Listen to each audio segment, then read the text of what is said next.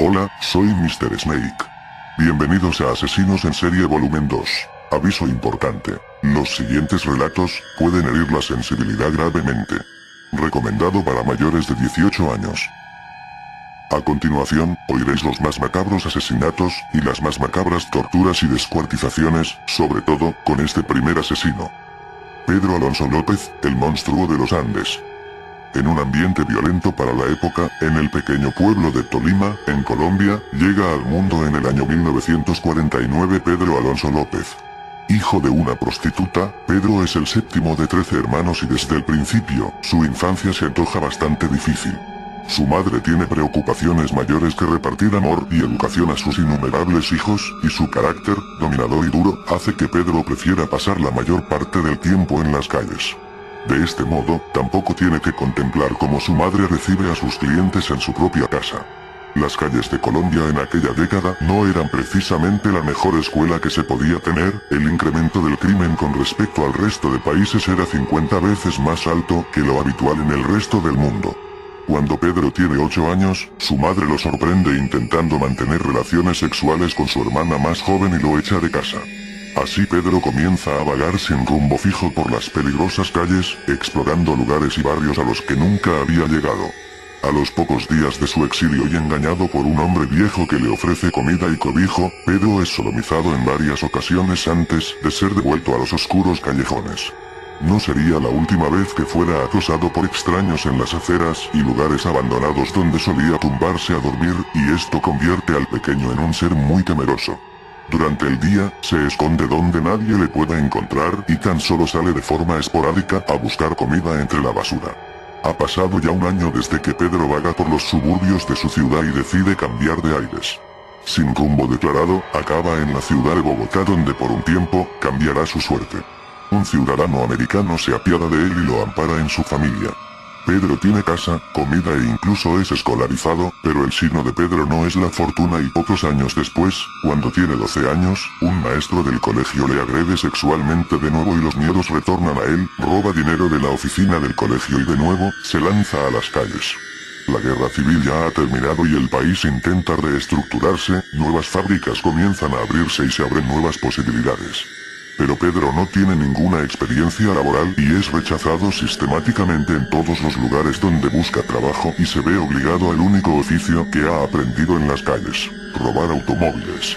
No tarda en convertirse en uno de los ladrones más habilidosos en su campo, llegando a convertirse en un delincuente admirado por los aprendices y muy solicitado por los que controlan el negocio.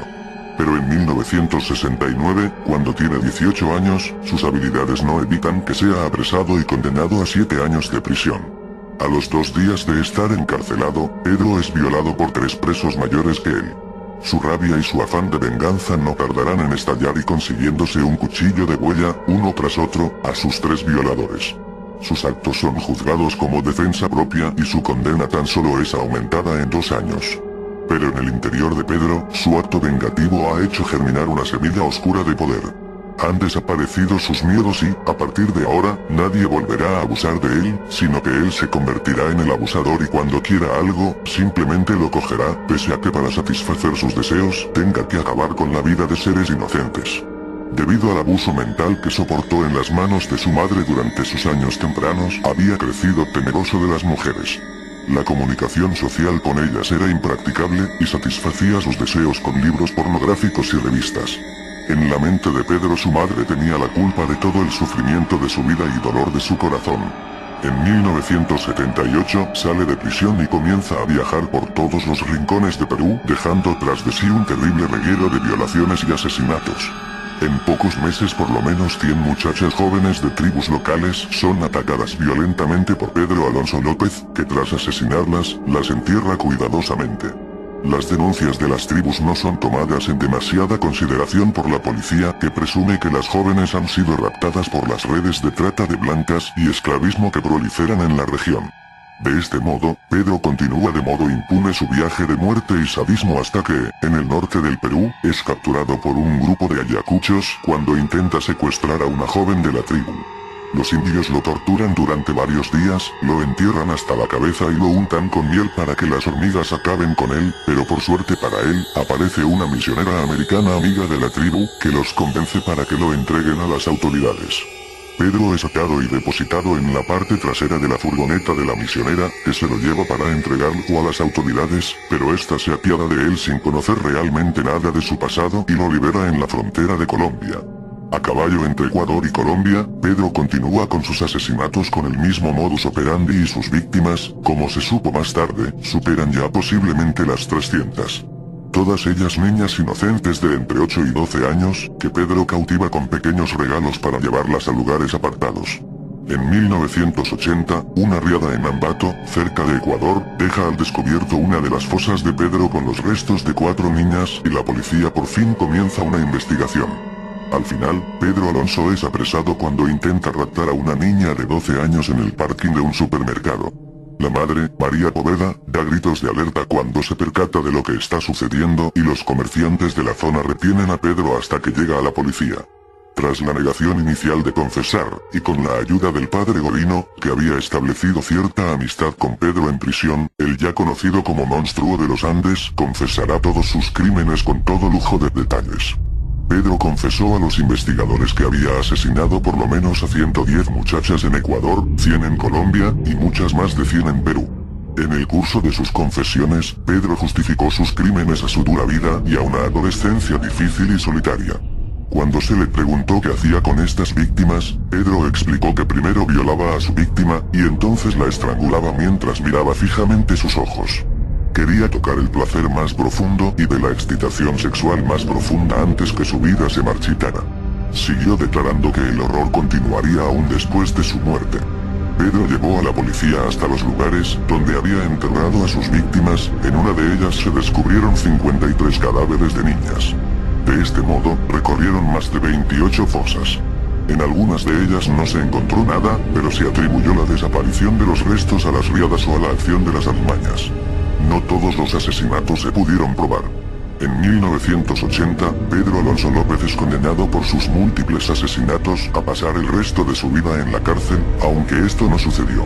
En 1999 obtuvo la condicional de la cárcel de Ecuador y aunque le hubieran tenido que reclamar para juzgarle, Colombia y Perú no lo hicieron por falta de medios. Desde entonces se halla en paradero desconocido, aunque se sospecha que pudo haber sido asesinado por un cazarrecompensas o algún familiar de sus numerosísimas víctimas, pese a que todavía, de vez en cuando llegan reportes de gente que asegura haber visto al monstruo de los Andes en las montañas de Ecuador o Colombia. Desde que fue encarcelado, los familiares de las víctimas ofrecieron una recompensa de $25.000 a quien acabara con él, ya fuese dentro de la prisión o fuera. No se sabe que nadie haya cobrado a día de hoy dicha recompensa. Otra vez y de nuevo nos encontramos ante un vínculo común de tantos y tantos asesinos en serie. Una infancia traumática en una familia desestructurada y una serie de abusos, tanto físicos como psicológicos en sus primeros años de vida. Y de nuevo, la misma pregunta. ¿Es esto suficiente para disculpar sus posteriores actos psicópatas?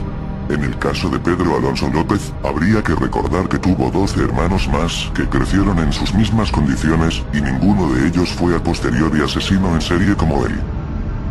Issei Sagawa, el caníbal japonés. Issei Sagawa nació un 11 de junio de 1949 en un Japón desolado y hambriento tras la guerra. Pese a nacer en el seno de una familia de empresarios acaudalados, en los primeros años de su infancia conoció muy de cerca la cultura de la supervivencia en su país.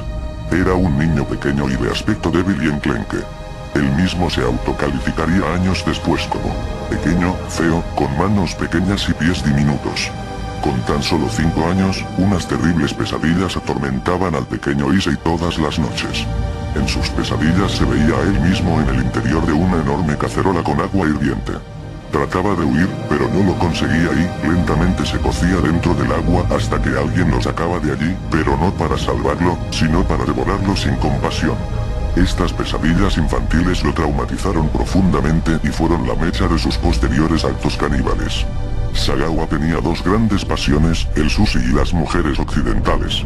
Le volvían locos aquellos cuerpos esculturales que veía de vez en cuando por las calles de Tokio. Altas, rubias, esbeltas. Pero lo que más idolatraba era su piel. su piel blanca, suave y tersa. No lo podía resistir y no tardó en trazar un plan para poder estar rodeado de esas mujeres con las que él soñaba. A finales de los 70, la empresa familiar del padre de Sagawa ya había recuperado el poderío económico perdido en la guerra e Issei había disfrutado de una juventud bastante cómoda. Era un tipo inteligente y se había licenciado en literatura, aparte de ser todo un experto y amante del arte en casi todas sus variantes. Su padre se puso más que contento cuando Issei le dijo que quería continuar con sus estudios en la Sorbona y no dudó en financiarle todos los proyectos. De este modo, el joven Issei adquiriría excelentes conocimientos para heredar y dirigir la empresa familiar a su vuelta. De este modo, a finales de los 70, Issei se matricula en literatura comparada en la Universidad Parisina y por fin cumple su sueño de verse rodeado de esas pieles casi etéreas con las que ha soñado durante 30 años. Su gozo es tremendo, pero ahora que las tiene tan cerca necesita algo más, necesita tocarlas, olerlas, y quizás saborearlas con el mismo deleite con el que saborea su preciado sushi. Y como caída del cielo, en 1981, conoce a Renée Hartevelt, una joven holandesa que cuadra perfectamente con su perfil. Alta, ojos claros, rubia, esbelta y con la piel más blanca y tersa que jamás ha visto. De tan solo imaginar el roce de su piel a Issei se le disparan sus más perversos sueños. Renée es una estudiante abierta y vanguardista, hace poco que ha llegado a París y no conoce a mucha gente. La joven encuentra en Sagawa a un amigo ideal, pues ambos comparten el mismo amor por el arte y la literatura. Durante unos meses, no queda teatro, parque o exposición que ambos no visiten en compañía, incluso en alguna ocasión se les ve bailar en alguna famosa sala parisina. Hasta que una noche, Issei decide ir un poco más allá e invita a Renée a cenar en su casa. Sushi, un poco de buen vino, música de fondo. El escenario está preparado para que Issei pueda acariciar por primera vez su piel soñada y, en mitad de la cena, con la excusa de ir a por un poco más de vino, va hasta la cocina y retorna con una pistola y, sin pensarlo dos veces, apunta al largo cuello de Renée y la mata de un certero disparo. El cuerpo desnudo de la joven holandesa yace en el suelo ante Issei, que lo contempla totalmente extasiado. Pero este no tiene ninguna apetencia sexual ante tan bello cuerpo, más bien, su apetencia es gastronómica. Sin prisas, analiza todas las zonas del cuerpo y al final se decide por la cadera derecha. No sabe muy bien por qué, pero le parece la zona más apetecible en ese momento. Aquí comienza el episodio más cruel de esta historia. Sagawa se lanza enloquecido hacia su segundo plato de la noche, asestándole un tremendo bocado en la cadera, pero vaya, la falta de experiencia casi le hace dejarse algún diente en el intento. Tras el esfuerzo, tan apenas ha dejado unas marcas en la piel de Renée. Analizando la situación, vuelve a la cocina y busca su mejor cuchillo. Ahora sí, lentamente va cortando pequeños trozos de carne, que va comiendo con total placer y deleite. Sin prisa, va cortando y comiéndose a su buena amiga hasta que ya no puede más y decide dejar el resto para más tarde. Durante varios días, el caníbal japonés se alimentaría casi exclusivamente del cuerpo de la holandesa hasta que considera que ya ha terminado con todas las zonas comestibles. Introduce los restos que han quedado en un par de viejas maletas y busca un lugar donde deshacerse de ellas. Por la noche se dirige a un lago existente en los bosques de Bolonia, lugar verde de paseo y esparcimiento para los parisinos, y allí lanza las dos maletas sin que nadie lo vea. Pero el lago tiene una profundidad demasiado escasa y, a los pocos días, una pareja que pasea por el lugar encuentra las maquiavélicas valijas. Al ver que de una de ellas sobresalía una mano y un pie, avisan horrorizados a los gendarmes. La policía no tarda mucho en cerrar el círculo de sospechosos del salvaje crimen, y cuando se presentan en casa de Issei, este lo confiesa absolutamente todo con total frialdad. A partir de aquí, se encadenan una serie de acontecimientos sin mucho sentido. Primero, tras la supervisión de 3 psicólogos, Sagawa es tomado como demente y juzgado como tal, internándolo en la institución Paul Giraud de París. Él nunca se consideró loco ni se hizo pasar por ello, sus actos siempre fueron voluntarios y en estado de total conciencia y lucidez. Pasados unos meses, el segundo sinsentido del caso, Issei contrae una enfermedad que no es más que una inflamación intestinal y que es diagnosticada por los médicos, ni más ni menos que como una encefalitis avanzada. El veredicto del equipo médico le vaticina unas pocas semanas de vida. El padre de Issei, hombre poderoso y con muchas influencias, consigue que el caníbal moribundo sea trasladado a Tokio. Allí continuará recluido en una institución psiquiátrica de alta seguridad, pero por lo menos, morirá en tierra japonesa. El gobierno francés no se opone al traslado, pues al fin y al cabo, quedándole pocas semanas de vida, lo ven como un simple adelanto del trayecto. De modo que Issei es trasladado al hospital Matsuzawa de Tokio. Y claro, como era de esperar, no muere. Ahora, el caníbal confesó se encuentra en una situación insólita, pues en Japón no tiene ninguna causa pendiente y en Francia se han retirado todas las causas contra él ante su inminente muerte. Tras tan solo 5 años de cautiverio, Issei Sagawa está libre de toda culpa y queda en total libertad. El caso de este hombre recorrió todos los rincones de Japón, pues él mismo nunca escatimó en ningún detalle de lo sucedido. Para él, comerse a René fue el sumum del placer que un humano puede conseguir en la vida. Cuando queda en libertad estalla la locura mediática en el país. El prestigioso dramaturgo Okawa publicaría cartas a Sagawa, relatando los tétricos hechos y vendería más de 300.000 ejemplares en poco tiempo. El propio Sagawa escribiría tiempo después sus propias memorias con todo lujo de detalles tituladas En la niebla, donde reservaría más de 40 páginas para describir cómo dio cuenta de la pobre René. Este libro fue todo un delirio en Japón, vendiendo más de 200.000 ejemplares en tan apenas un mes. Entrevistas televisivas, exclusivas, reportajes, el padrino del canibalismo, como se le conocería en aquel tiempo, se hace casi millonario explotando su terrible y cruel asesinato. En algunos programas de televisión incluso se le trata como a un héroe, ironizando todos y cada uno de los pasajes de tan brutal asesinato. El morbo no queda en Japón, y entrevistas de Sagawa en televisiones extranjeras están a punto de crear verdaderos problemas diplomáticos entre Francia, Holanda y los países que emiten dichas entrevistas. Sagawa ha publicado muchos más libros desde entonces, todos ellos relacionados con el canibalismo y en cierto modo, haciendo una clara apología de él. Todos ellos se han convertido en auténticos bestsellers a nivel mundial.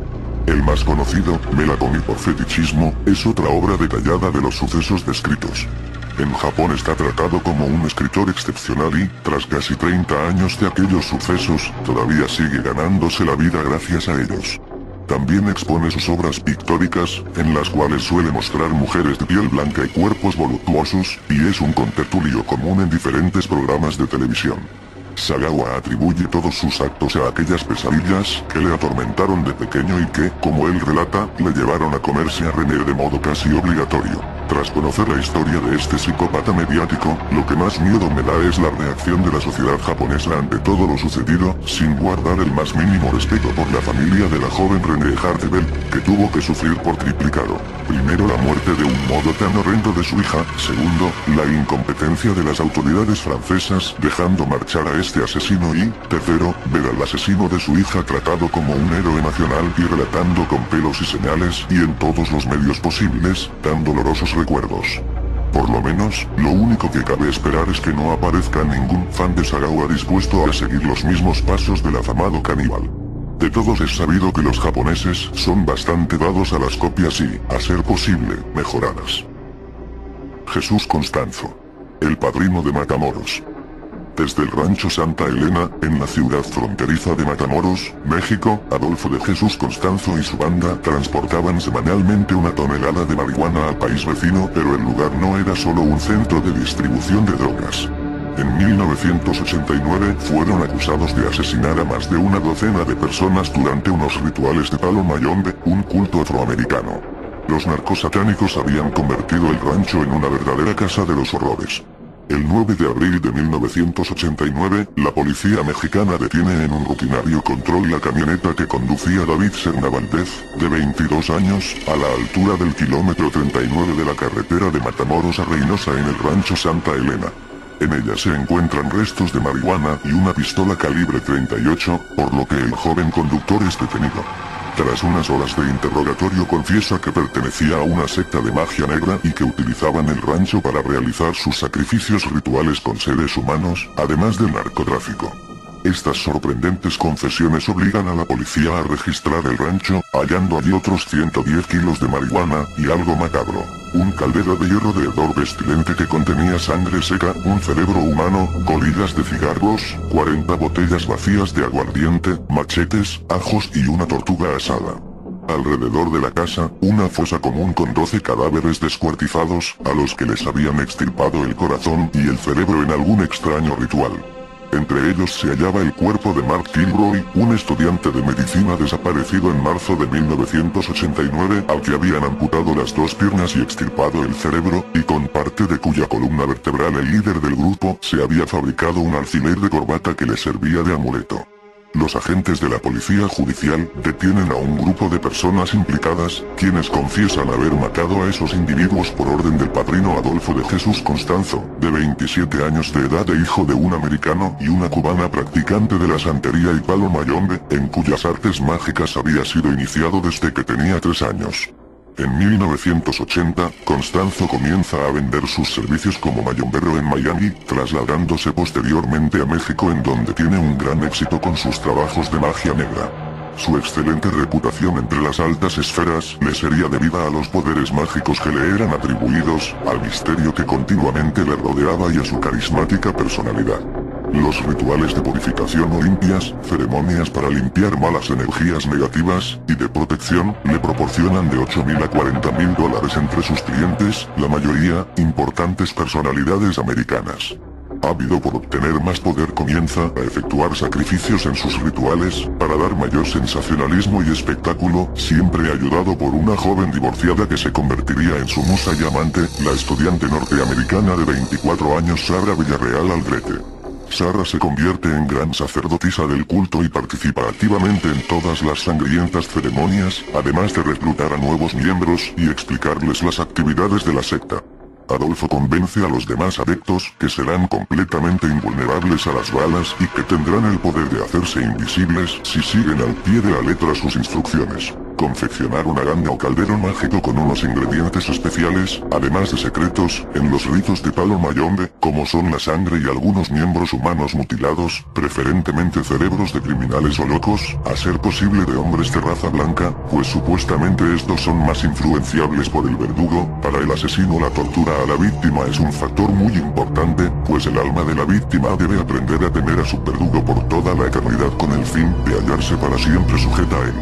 El rito termina cuando los participantes beben la sopa del caldero formada con la sangre de la víctima, su cerebro y los demás elementos que completan la siniestra ganga, lo cual les dará todo el poder que los criminales deseen. Los detenidos revelaron además la existencia de otras sedes del grupo en otras ciudades mexicanas, en las que se descubrieron más delegaciones y sucedieron una serie de aprehensiones. A partir de ese momento más de 300 policías participan activamente en la búsqueda de Constanzo y sus seguidores más próximos, Sarah Aldrete, Álvaro de León Valdez, Omar Francisco Orea y Martín Quintana, quienes emprenden una huida durante 3 semanas por todo México. Constanzo intenta negociar con las autoridades mexicanas, amenazando con revelar todos los nombres de los personajes conocidos que participan en su culto, pero esto pesa poco comparado con la atrocidad de sus crímenes y la policía se muestra intransigente. Dichas negociaciones se mantuvieron en secreto durante mucho tiempo, por lo que más tarde saldría a la luz pública que numerosos policías habrían estado implicados en la secta. Sintiendo que el fin de sus crímenes estaba cerca, Adolfo y sus cómplices se refugian en una mansión de las más lujosas del obispado de Monterrey, protegida con un circuito cerrado con 6 cámaras que vigilaban el jardín y accesos a la vivienda. Mientras estos eran perseguidos, las detenciones en distintas ciudades con narcos satánicos se multiplicaban. Finalmente, el 6 de mayo son descubiertos en el Distrito Federal por algunos agentes de la policía judicial que se hallaban registrando la zona y, sintiéndose acorralados, los cómplices del padrino comienzan a dispararles desde la ventana de un edificio ubicado en la calle Río Sena de la Ciudad de México. Al momento se presentan varias patrullas de refuerzo que pueden acercarse y llegar hasta el 4º piso, desde donde disparaban. Dentro se encontraban Constanzo y los demás, quienes habían hecho un pacto de suicidio mutuo si no lograban deshacerse de los policías. Al ver Constanzo la gran cantidad de agentes que les rodeaban y ganaban terreno a cada paso, desesperado, ordena a su compañero Valdez que le dispare con una ametralladora que le tiende, y Quintana, fiel a su líder, decide suicidarse con él. Ambos se meten en un armario ordenando disparar a Valdez. Instantes después son detenidos solo 3 supervivientes, contabilizándose unos 15 seguidores fieles de estos sangrientos cultos. Según las aterradoras declaraciones de Sarah a la policía, desde que conoció a Constanzo mantuvo una doble vida, comportándose como una chica normal con sus amigos y familia, y como una fría asesina por otro. Ella misma llegó a torturar a algunas víctimas, entre ellas Gilbert Sosa, un traficante de drogas. Delante de los demás miembros del culto, ordenó que se le colgase del cuello, con las manos libres para que pudiese sobrevivir agarrándose a la cuerda. Luego lo sumergió en un barril de agua hirviendo, mientras le arrancaba los pezones con unas tijeras. Confesaría además otros crímenes brutales, como en el que uno de los miembros de la secta mantiene a la víctima con vida después de haberle cortado el pene, las piernas y los dedos de las manos. Le abre el pecho de un machetazo y le agarra el corazón sin desprenderlo, lo muerde a dentelladas mientras el moribundo lo mira agonizante. Más tarde negaría su participación en los desquiciados rituales, asegurando que el padrino la retuvo contra su voluntad al haberse descubierto la matanza de Matamoros. En la actualidad Sara Aldred de Villarreal purga una pena de 50 años por homicidio. Brutal, desorbitado, macabro y lúgubre. Estos han sido los asesinos de hoy. Asesinos, que movidos por un instinto asesino brutal, o por una enfermedad, obsesión o miedo fatales, han matado sin piedad, y sin buen juicio, a cientos y cientos de personas. ¿Hasta dónde llega la cordura humana? Una pregunta que algún día, o nunca, quién sabe, tendrá una respuesta clara y concisa. Bueno, hasta aquí Asesinos en Serie Volumen 2, espero que os haya molado, hasta mi próximo vídeo. Macabros asesinatos, y las más macabras torturas y descuartizaciones, sobre todo, con este primer asesino. Pedro Alonso López, el monstruo de los Andes. En un ambiente violento para la época, en el pequeño pueblo de Tolima, en Colombia, llega al mundo en el año 1949 Pedro Alonso López. Hijo de una prostituta, Pedro es el séptimo de 13 hermanos y desde el principio, su infancia se antoja bastante difícil. Su madre tiene preocupaciones mayores que repartir amor y educación a sus innumerables hijos, y su carácter, dominador y duro, hace que Pedro prefiera pasar la mayor parte del tiempo en las calles. De este modo, tampoco tiene que contemplar cómo su madre recibe a sus clientes en su propia casa. Las calles de Colombia en aquella década no eran precisamente la mejor escuela en todos los lugares donde busca trabajo y se ve obligado al único oficio que ha aprendido en las calles: robar automóviles. No tarda en convertirse en uno de los ladrones más habilidosos en su campo, llegando a convertirse en un delincuente admirado por los aprendices y muy solicitado por los que controlan el negocio. Pero en 1969, cuando tiene 18 años, sus habilidades no evitan que sea apresado y condenado a 7 años de prisión. A los 2 días de estar encarcelado, Pedro es violado por 3 presos mayores que él. Su rabia y su afán de venganza no tardarán en estallar y consiguiéndose un cuchillo de huella, uno tras otro, a sus 3 violadores. Sus actos son juzgados como defensa propia y su condena tan solo es aumentada en 2 años. Pero en el interior de que se podía tener, el incremento del crimen con respecto al resto de países era 50 veces más alto que lo habitual en el resto del mundo. Cuando Pedro tiene 8 años, su madre lo sorprende intentando mantener relaciones sexuales con su hermana más joven y lo echa de casa. Así Pedro comienza a vagar sin rumbo fijo por las peligrosas calles, explorando lugares y barrios a los que nunca había llegado. A los pocos días de su exilio y engañado por un hombre viejo que le ofrece comida y cobijo, Pedro es sodomizado en varias ocasiones antes de ser devuelto a los oscuros callejones. No sería la última vez que fuera acosado por extraños en las aceras y lugares abandonados donde solía tumbarse a dormir, y esto convierte al pequeño en un ser muy temeroso. Durante el día, se esconde donde nadie le pueda encontrar y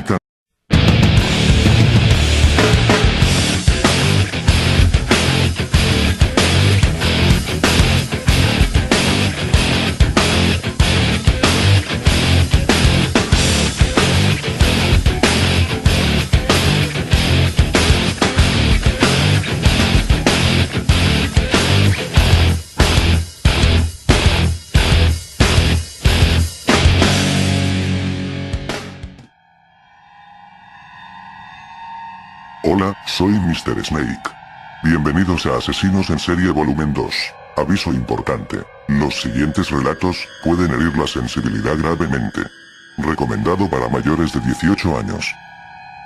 A continuación, oiréis los más solo sale de forma esporádica a buscar comida entre la basura. Ha pasado ya un año desde que Pedro vaga por los suburbios de su ciudad y decide cambiar de aires. Sin rumbo declarado, acaba en la ciudad de Bogotá donde por un tiempo, cambiará su suerte. Un ciudadano americano se apiada de él y lo ampara en su familia. Pedro tiene casa, comida e incluso es escolarizado, pero el signo de Pedro no es la fortuna y pocos años después, cuando tiene 12 años, un maestro del colegio le agrede sexualmente de nuevo y los miedos retornan a él, roba dinero de la oficina del colegio y de nuevo, se lanza a las calles. La guerra civil ya ha terminado y el país intenta reestructurarse, nuevas fábricas comienzan a abrirse y se abren nuevas posibilidades. Pero Pedro no tiene ninguna experiencia laboral y es rechazado sistemáticamente.